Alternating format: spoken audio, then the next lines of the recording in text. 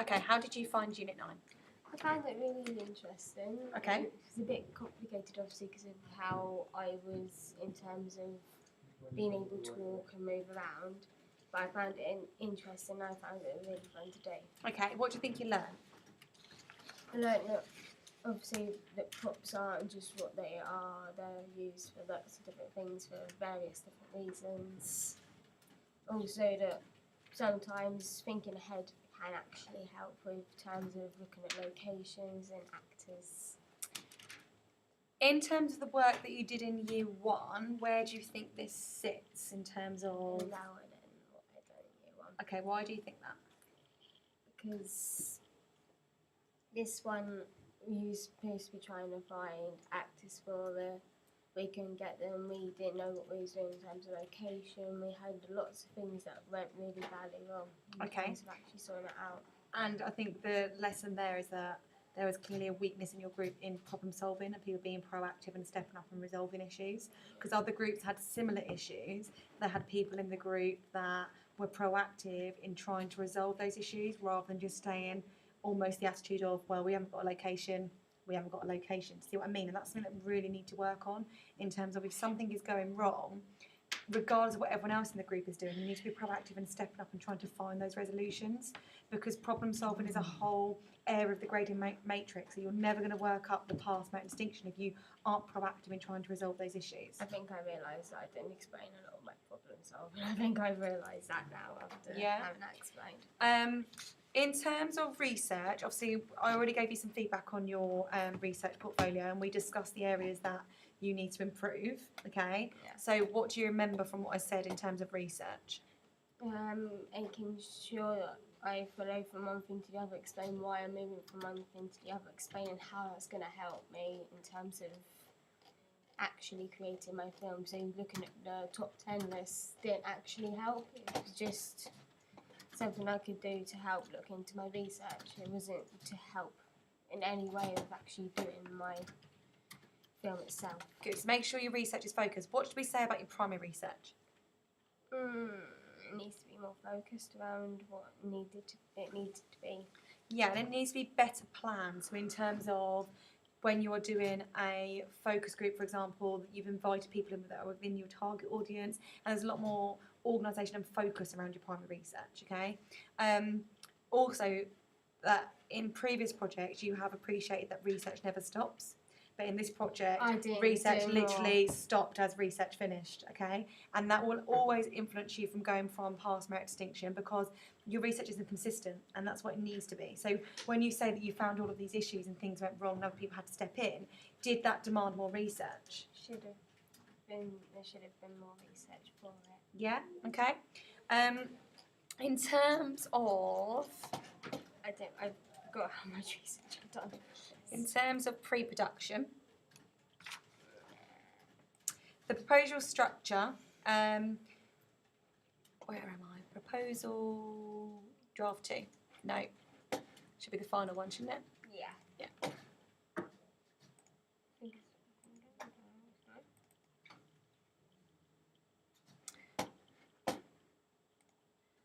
Okay, so what I said is that when it comes to structure, which is here, okay, try to use more subject terminology, such as your storyline or your narrative. Was it linear, non-linear? It was non-linear. Okay, did it have... Switch back and forth.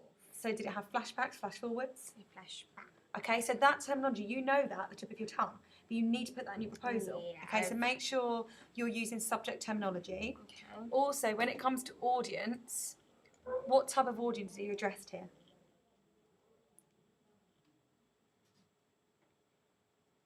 I thought I put in more about the audience and what's actually there. And is that a primary, secondary?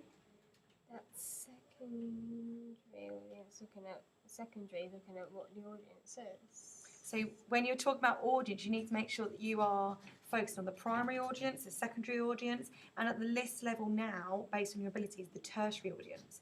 So if you think a primary target audience for Smarties might be children, okay? The secondary audience is going to be who? It's going to be teenagers and adults. Okay, because they're the ones that might be buying that product. So if you say parents buying the product for the children, The tertiary audience might be teenagers or adults because of that nostalgia, the fact that that remembrance of Smarties being happy times, they want to buy into the product. So you need to be thinking about primary, secondary and tertiary, and you need to be using all those systems of classification to identify who that target audience is, because that's always going to link to who, everything you put in your product is going to link to who that target audience is, okay? When we look at the shot list, you is responsible for the shot list, okay? Yeah. Okay, how many minutes was your film going to be? 5 to 7, if I remember rightly. 5 to 7 minutes, okay. Do you think that shot list would cover a 5 to 7 minute film? No. Why? How many shots have we got? 5. Yeah? So were there 5 shots in your film? No. Okay? So a shot list should cover the amount of shots that are required, because if you gave that shot list to your camera operator, he needs to know exactly what he needs to film. At the moment, I'm only filming 5 things. Okay? So your shot list needs to take you through the entire production. Okay? So there needs to be a lot more detail in terms of your planning. You've added notes in your shot list, such as do not show college sign in the shot list. What happens in your final edit? It shouldn't show the college sign. I see Barnfield College, yeah, and it's supposed to be him leaving work. In terms of the prop list, which is here,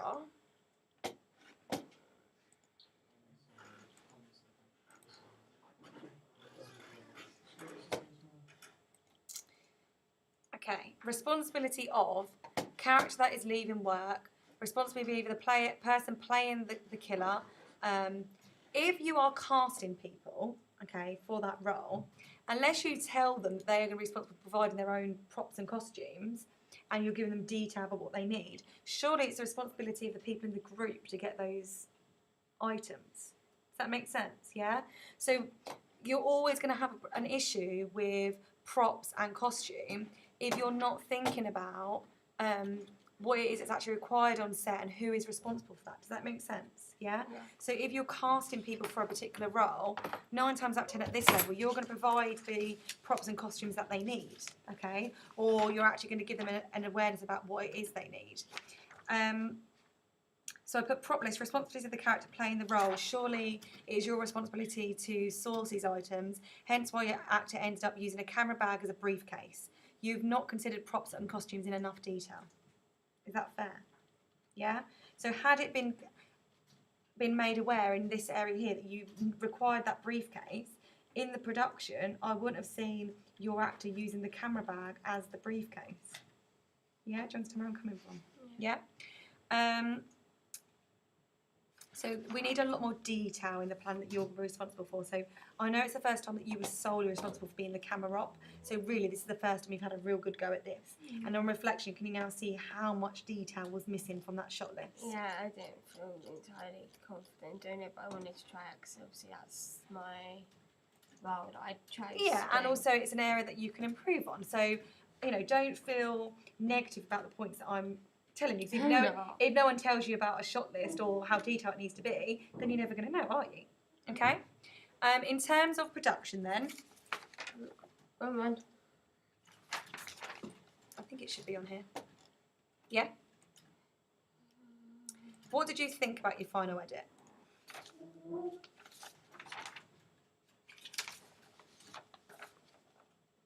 thought it was okay. It wasn't up to my usual standard, but I did take my time of editing it. I really looked through everything.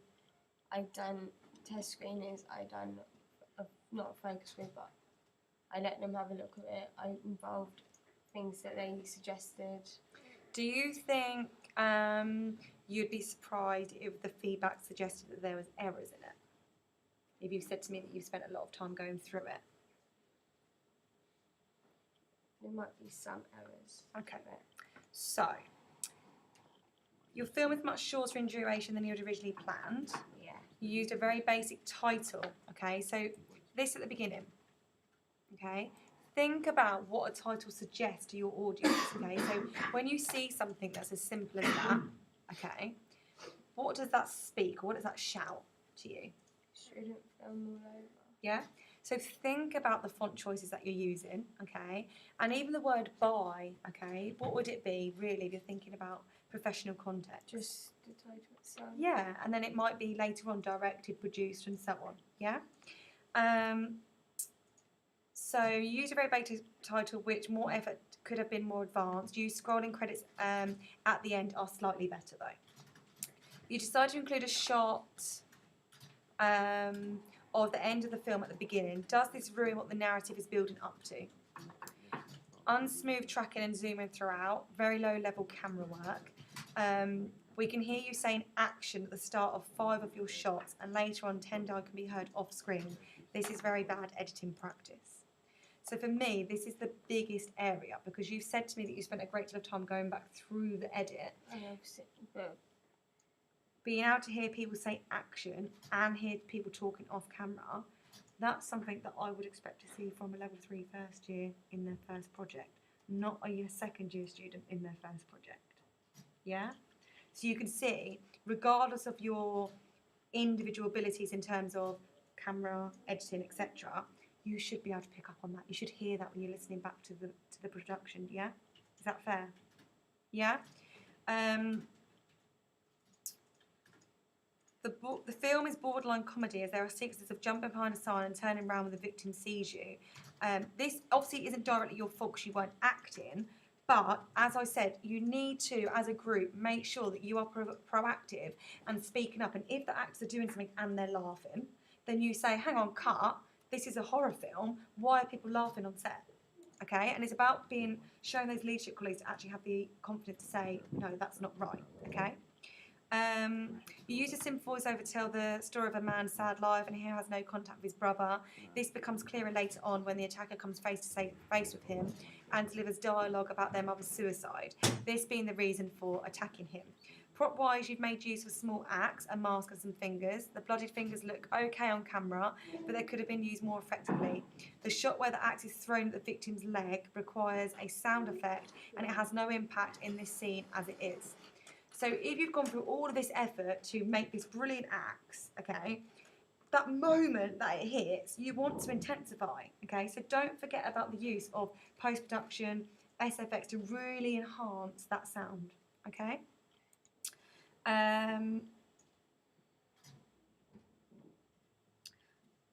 Does not fit the intended genre, no real substance to the story. You have managed to piece together a short film from footage that is basic, and it is clearly evident that you've only done one take per shot, which limits your choices when in the editing stage. Now, this you do have to take responsibility for, because the bits that you filmed, there should have been choice in edit. So rather than just doing one take of the character walking down the corridor, there should have been a couple of takes to give more choice in editing, okay? And again, that's something that you can learn for next time. If you're the camera operator, you know to take multiple takes of the same shot to give you choice in editing, okay? At 2 minutes 41, let's go a bit forward, coming up now. There is a cut to black and a scream of a voiceover of someone saying sorry. Oh, 2 minutes 43, I said, didn't I? 2 minutes 41.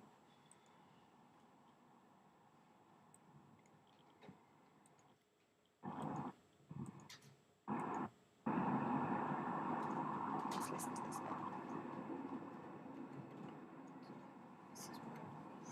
Oh, is it?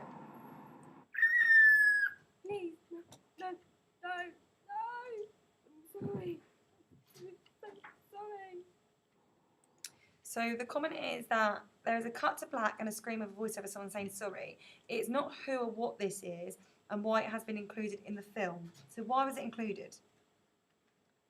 It was to show it should have been having the 2 people in it. Yeah. Instead of the one, because it would have made more sense, but because one of my other group members was really busy, it was kind of hard just to record both bits. So it's a time management issue, but also a lack of problem solving, because if you knew that was the case, grab someone else in the class to do that voice. Okay. Yeah? Some shots are in black and white and other in colour. Again, it's not clear why you've added this filter to certain shots. This was one of the things I was actually suggested by my peers. Yeah. and it would have been to create a bit more of a deeper effect in terms of it, of the genre it is itself. Yeah. Okay. Your individual prop was the axe, and it looked okay on camera. It was smaller than expected, and the use of silver tape was not so effective for the axe blade. It was too shiny; it did not look authentic. You advised to rough it up a little bit and make it like it used as a weapon. You chose to put brown powder paint on it, and this did not have a real finished look. Okay. That's because it didn't dry properly onto the tape itself. And the prop, of course, is a trial and error because it's the first time you've done it. But it is really important to listen to feedback to try and improve what you're doing, okay?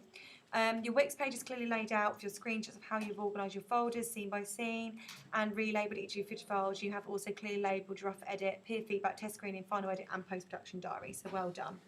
In terms of your evaluation,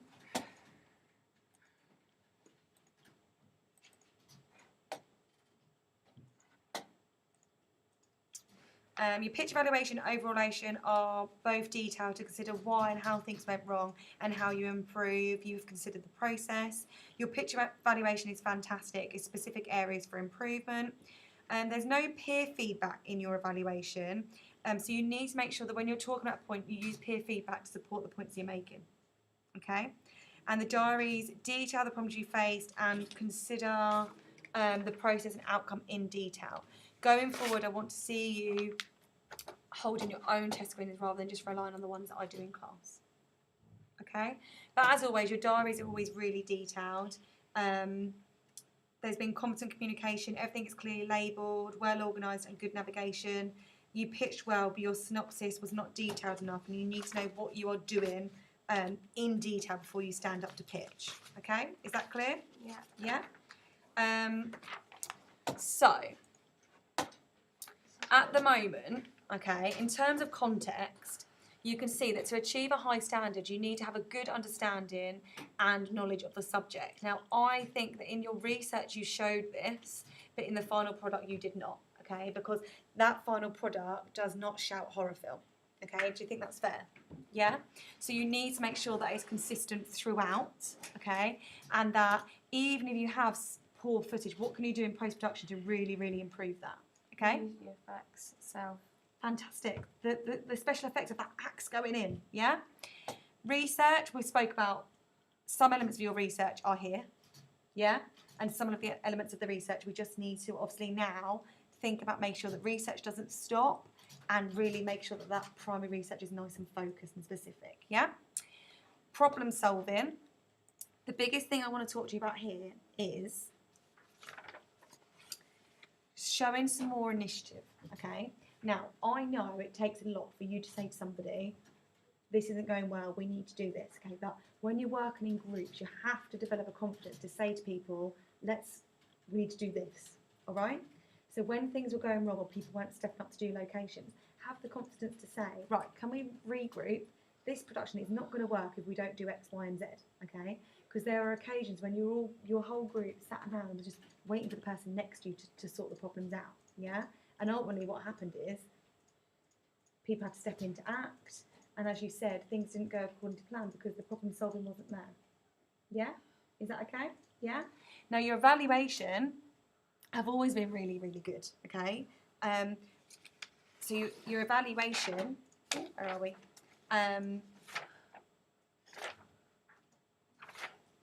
Yeah, your presentation and your evaluation are both at a very high standard, okay?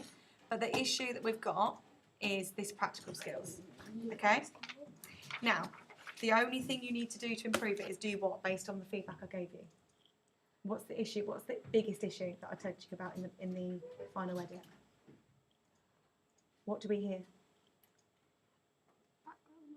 Okay, so we need to remove those action and Tendai's voice, okay? If they weren't in there, that wouldn't be there, okay? But we need to make sure that now, moving forward for the rest of the course, you are really listening back to that final edit and make sure those small errors aren't in there, all right? So hearing someone say cut or action, you're better than that, Emily. You know you are, okay? And that will, how many minutes do you think it's going to take you to go back and take those bits out?